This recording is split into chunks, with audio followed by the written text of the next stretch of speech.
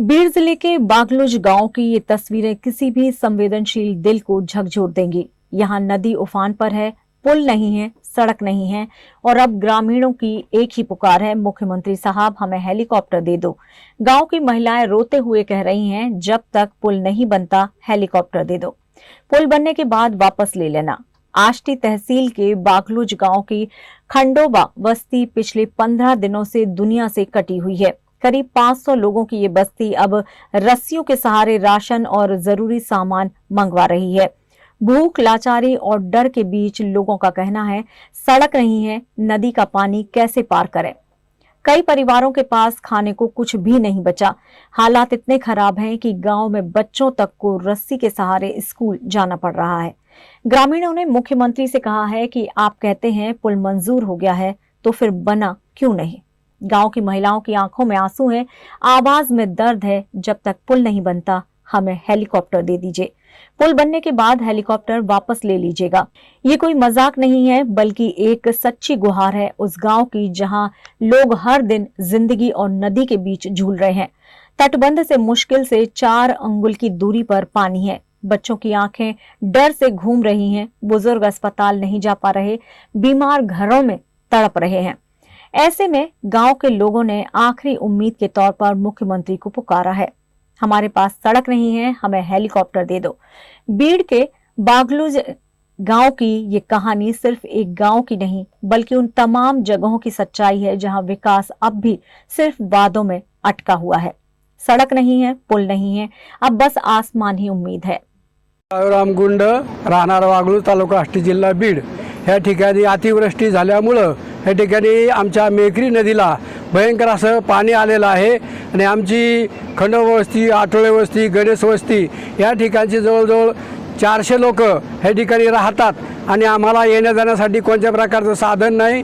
जो काय कोल्हापूर बंधारा बांधलेला होता तो ओव्हरफ्लो होऊन दोन्ही साईडनी तुटलेला आहे आणि त्या ठिकाणी भिंतीला मध्यभागी दगड पडलेला आहे। या ठिकाणी जवळजवळ बाळेवाडीचे विद्यार्थी, आमच्या वस्तीचे विद्यार्थी हे श्री संत कायकाडी महाराज विद्यालय वागलूज या ठिकाणी शिक्षण घेतात, परंतु त्यांना जाता येत नाही।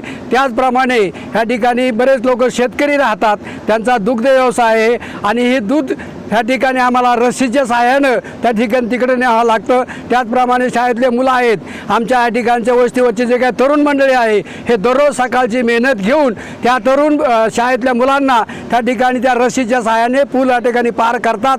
त्याचप्रमाणे हे जे काही झालेलं नुकसान आहे, हे नुकसान अतिशय भयानक अशा प्रकारचं आहे, तर शासनाने याची गंभीर दखल घ्यावी आणि आमच्या ह्या ठिकाणी जो काही येण्या जाण्याची सोय आहे, भयान परिस्थितीमध्ये आम्हाला जाण्या येण्याचं कोणत्या प्रकारचं साधन नाही, तरी माननीय मुख्यमंत्र्यांनी आमची जोपर्यंत पूल मंजूर झालेला आहे, रोड बी मंजूर झालेला आहे, पण तो कधी होईल शक्यता येत नाही।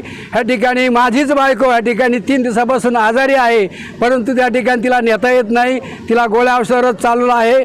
तरी आमची सर्व सोयी दुधाची, शेतकऱ्याची, त्याचप्रमाणे आजारी माणसाची, शाळेच्या मुलाची जाण्या येण्याची सोय व्हावी म्हणून मुख्यमंत्री महोदयांनी आम्हाला ह्या ठिकाणी एखादं हेलिकॉप्टर द्यावं आणि आमचा पूल ह्या ठिकाणी पूर्ण झाल्यावर तुमचं हेलिकॉप्टर या ठिकाणी तुम्ही जरी घेऊन गेला तरी ही प्रशासनाला आणि राज्य शासनाला आमची नम्र विनंती आहे। सुरुशे वागलूज गावची मदतनीस आहे आणि मला शाळेत जाता येत नाही, लहान लहान मुलं घेऊन आणि कसं जायचं हेच कळत नाही। आम्ही 2 जण असतो जायला आणि मुलं घेऊन जाता येत नाही। हे शाळेतले मुलं पण कसे जाते, आम्ही कसं जायचं शाळेत। किती आम्ही जवळजवळ महिना 1.5 महिना झालाय। मग मुख्यमंत्र्यांनी हेलिकॉप्टर काही द्यायचं, आमची सुविधा करायची, आमचं सगळ्यांना ही सांगायचं आम्ही कसं जायचं कसं यायचं। सारे आम्ही असे झेलून पाण्यातून फेकून राशन घेतलेलं आहे, कसं खायचं कसं प्यायचं काय करायचं आम्ही।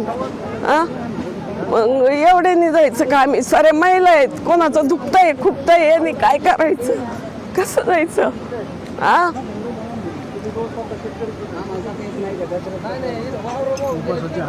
उपासाचे आमचे हाल झाले, आम्ही फराळ सुद्धा नाही खाल्लं। लोकांकडून फेकू उसने पावसाचे शाबू तांदूळ घेतले एकूण आरीकून, तेव्हा आम्ही खाल्लेले हे सारे यांनी। काय करायचं आम्ही। पहिने येत ना मुख्यमंत्र्याचे, मग आमची सोयी करायची नाही यांनी, काहीच नाही केलेलं. आम्हाला काहीतरी द्या ना, सुविधा द्या आम्हाला, आम्हाला अन्नधान्य द्या, आम्हाला काही पण रस्ता द्या. रस्ता पहिला मुख्य आहे, आमचा रस्ता क्लिअर करा, एवढंच मागणी आमची.